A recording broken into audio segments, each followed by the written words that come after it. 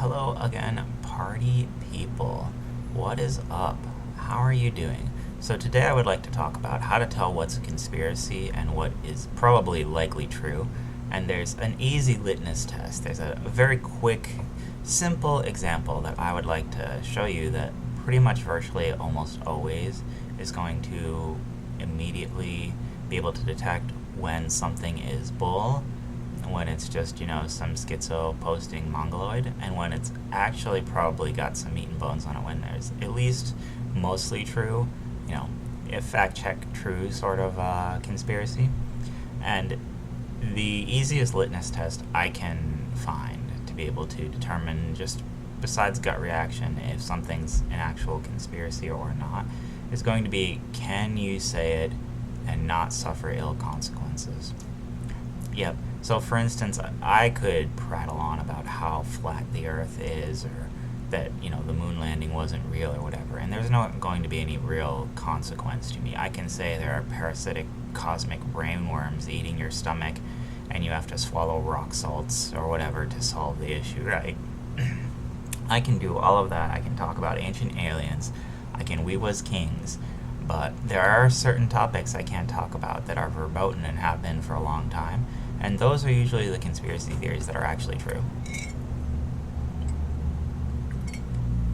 When you look at it, when you see the kind of conspiracies that get prosecuted, those are usually the ones that end up being, verified later. Just look at a certain pandemic that recently just happened, a plague, that, within our lifetimes we will be vindicated about, certainly, but, we won't talk about that. That's neither here nor there. And there's a certain plague, and then there's, something about 6 million, that you can't say, that you'll get debanked for talking about, that there's literally organizations designed to protect some sacred truth, which, may or may not have happened. Like, I'm still up for personal debate on a lot of the topics surrounding that, but, I'm open to the discussion.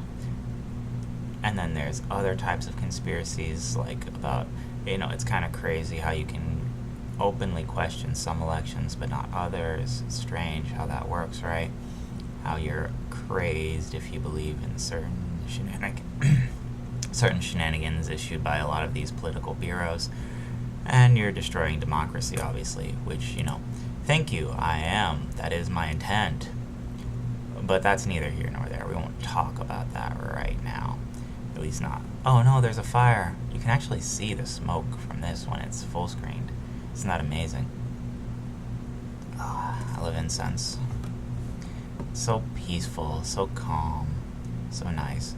But yeah, so if you want a quick litmus test for how to tell if your conspiracy theory or what someone's trying to tell you is likely true or likely false, without having to dig in and actually do some research, simply see if you can say it in public without suffering ill consequences.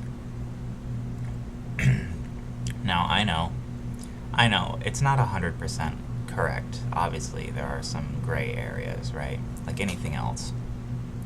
And, certain things might be old enough that they don't really fear as far as, trying to suffer people through consequences.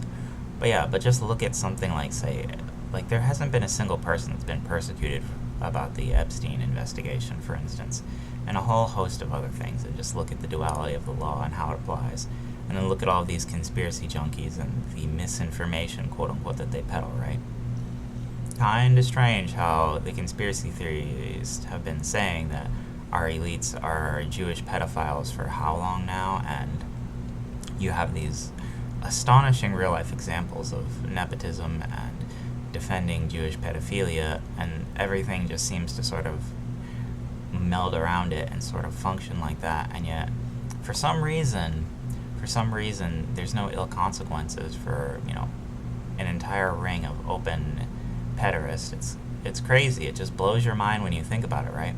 Just gets your neurons just fuming, right? And so, if you just look at some real world examples, contrast and compare them, that is how you determine if a conspiracy theory is actually something that's real or if it's not. And just looking at the application of the law in society and social pressure on something should give you a good enough viewpoint about whether or not it's true. And that's all I have on that. You have a great day.